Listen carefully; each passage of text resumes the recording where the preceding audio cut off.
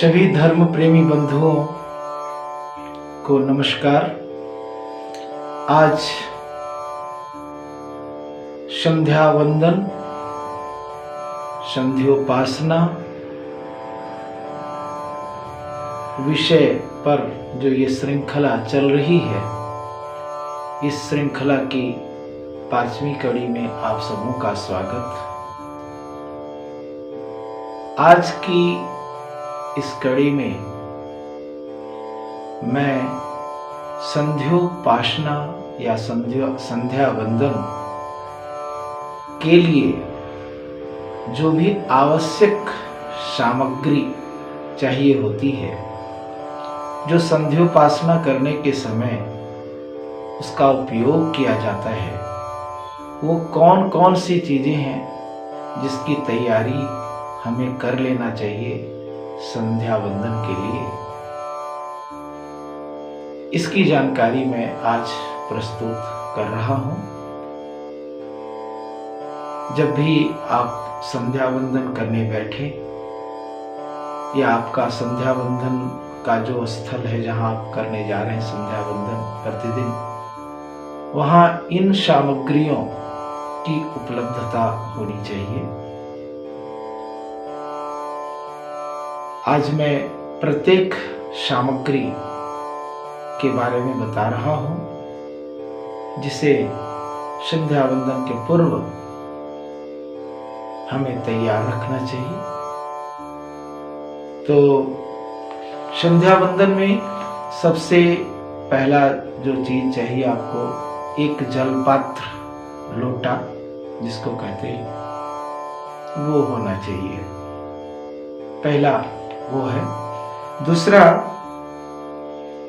घंटी या लुटिया, घंटी या लुटिया जो छोटी लुटिया कह सकते हैं, वो भी चाहिए, जो कि संध्या के लिए विशेष जलपात्र, उसे आप मान सकते हैं।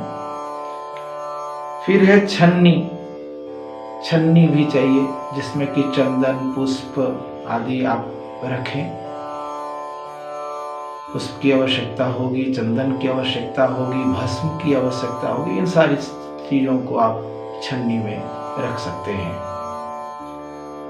पंचपात्र, ये भी एक जरूरी सामग्री है जो संध्या वंदन में चाहिए, क्योंकि अनेकों बार विनियोग करना होता है संध्या वंदन में। इसके लिए पंचपात्र होना चाहिए। छोटा पंचपात्र, एक बड़ा एक छोटा, छोटा पंचपात्र आचमन के लिए। इस तरह से 2 पंचपात्र होना चाहिए।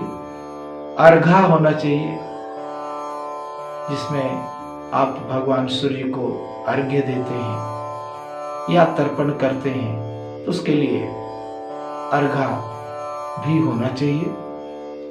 इसके साथ साथ आसन, जिस पर आप बैठेंगे, बैठ करके आप संध्या वंदन करेंगे, तो आसन भी जरूरी है। चाहे वो ऊनी हो या कुशासन हो, जो भी उपलब्ध हो। वैसे मैं आसन के बारे में भी अलग से बताऊंगा कि कौन सा आसन किस कर्म के लिए उपयुक्त होता है।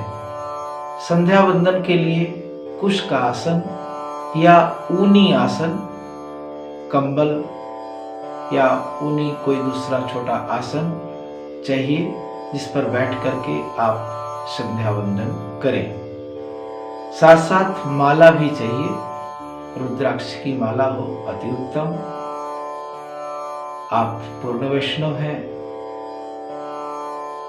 हैं तो तुलसी माला या जो भी माला का आप उपयोग करते हैं, वो माला की उपलब्धता होनी चाहिए।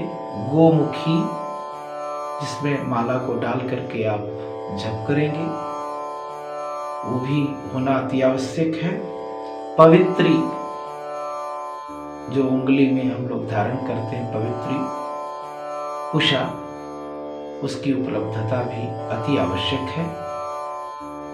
तो ये थी सामग्रियां जिनका होना जरूरी है संध्या वंदन के लिए। कभी कभी ऐसा भी होता है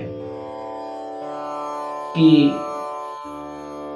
ये सारी सामग्रियां आपके पास नहीं होती हैं। आप किसी ऐसे स्थल पर गए हुए हैं और वो संध्या काल का समय आ गया है, वो सारी सामग्रियां उस समय आपके पास उपलब्ध नहीं होती है, या उपलब्ध है भी तो उसमें कुछ की कमी है। तो ऐसा नहीं है कि हम संध्या वंदन इन सभी सामग्रियों के बिना नहीं कर सकते। सामग्रियों में कुछ कमी आ सकती है। हो सकता है कि आप संध्या वंदन करने बैठे हैं लेकिन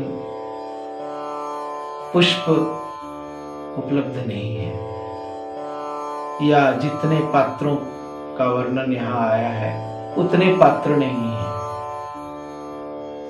फिर भी संध्या की जा सकती है। एक अच्छी स्थिति जो संध्या वंदन के लिए है वो मैंने बताया कि ये सारी सामग्रियां होनी चाहिए। अगर नहीं है तो एक जलपात्र से भी आप संध्या कर सकते हैं। एक लोटा लेकर के भी आप संध्या वंदन कर सकते हैं, ऐसी कोई दिक्कत नहीं है। एक आसन आपको चाहिए, अति आवश्यक है। माला चाहिए। अब माला नहीं है तो करमाला से भी आप जप कर सकते हैं। ऐसी बात नहीं है कि माला उपलब्ध नहीं है तो करमाला आप अपनी उंगली से भी गणना, उसकी विधि भी मैं बताऊंगा, करमाला से किस प्रकार से जप किया जाता है। तो जो भी मैंने सामग्री बताया यदि उपलब्ध हो तो वो एक आदर्श स्थिति है संध्या वंदन की, संध्या उपासना की। सारी सामग्रियां जो आपके पास उपलब्ध होती हैं तो अच्छा लगता है संध्या वंदन करने में। लेकिन अगर तुरंत में आपके पास ये सारी सामग्रियां उपलब्ध ना भी हो तो भी आप संध्या कर सकते हैं, संध्या करने की शुरुआत कर सकते हैं। मैं इसके बाद की कड़ी में संध्या विधि पर ही जाऊंगा। संध्या वंदन में जो भी क्रियाएं की जाती हैं, एक एक सभी क्रियाओं का प्रायोगिक रूप भी प्रस्तुत करूंगा। सभी क्रियाओं को स्पष्ट करने के बाद पूरी संध्या का भी एक वीडियो अपलोड करूंगा, जिसे आप देखकर संध्या वंदन की शुरुआत कर सकते हैं, अगर नहीं आप करते हैं तो। और अगर आप पहले से ही संध्या वंदन कर रहे हैं, संध्या उपासना करते हैं, संध्योपासी हैं, तब तो कोई बात नहीं, बहुत अच्छा।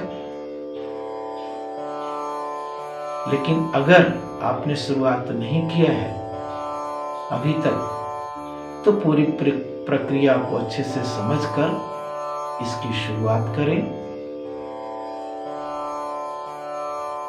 जितना अध्ययन है मेरा, जितना मुझे ज्ञान है, उसके अनुसार संध्या विधि पूरा का पूरा मैं प्रस्तुत करूंगा। एक एक विनियोग, एक एक मंत्र, उसके भावार्थ, इन सभी चीजों को मैं आने वाली कड़ी में प्रस्तुत करूंगा। आज के लिए इतना ही, क्योंकि आज का विषय ही था कि संध्या वंदन के लिए उपयोगी सामग्रियां कौन कौन सी हैं, जिसकी व्यवस्था संध्योपासी द्विज को, ब्राह्मण को, क्षत्रिय को, वैश्य को, सनातन धर्मावलंबी को करना चाहिए, ये मैं स्पष्ट कर दूं। इसके बाद फिर एक एक प्रक्रिया पर मैं आगे बढ़ूंगा। आज के लिए इतना ही। धन्यवाद। नमस्कार।